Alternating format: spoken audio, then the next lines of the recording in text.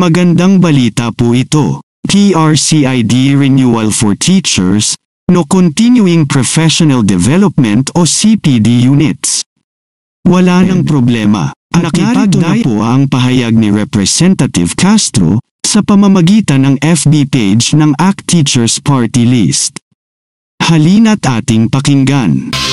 Hello mga kabeshi kong teachers! Sa mga gustong mag-renew ng kanilang PRCID, ay by next week, tinitiyak ng PRC.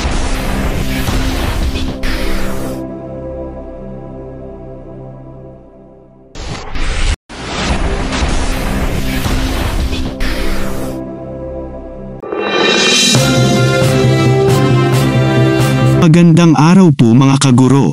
Magandang balita po ito. PRCID Renewal for Teachers, no Continuing Professional Development o CPD units.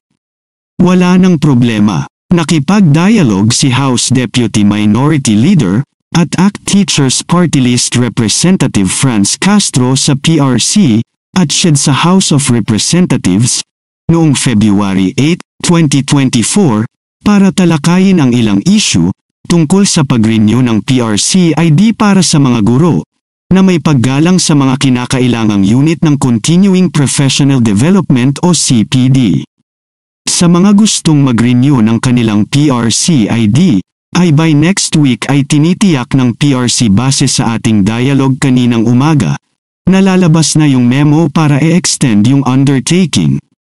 Kapalit ito nung CPD units na ni-require sa atin, at habang nagkakaroon din ng pag-uusap ang Department of Education at PRC, kaugnay doon sa accreditation ng mga inset at mga LAC sessions, and any other seminars ng DepEd.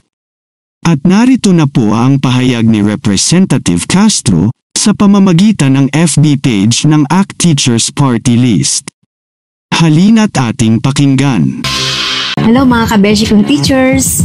Sa mga gustong mag-renew ng kanilang PRCID, ay by next week, tinitiyak ng PRC base sa ating dialogue kaninang umaga na lalabas na yung memo para i-extend yung undertaking. Kapalit ito noong CPT units na nire-require sa atin at habang nagkakaroon din ng pag-uusap, ang Department of Education, ang PRC, kaugnay doon sa accreditation ng mga inset, in-service training, mga LAC session, and any other seminars ng DepEd na ina-attenan ng mga teachers para ma-accredit as CPD units. Kaya pag nobas na yung memo by next week, ay sugod na tayo sa PRC para mag-renew ng ating lisensya or yung ating ID.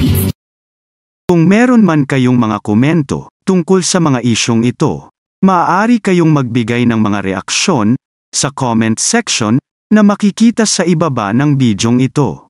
Maraming salamat, at kung ikaw ay interesado ng mga bidyong tulad nito, mangyaring suportahan ang channel na ito sa pamamagitan ng pagpindot ng like, pag-share ng mga video at kung bago ka pa lang sa channel na ito, please subscribe sa channel na ito at pindutin ang notification bell at piliin ang all upang maabisuhan ka para sa mga paparating pang mga videos.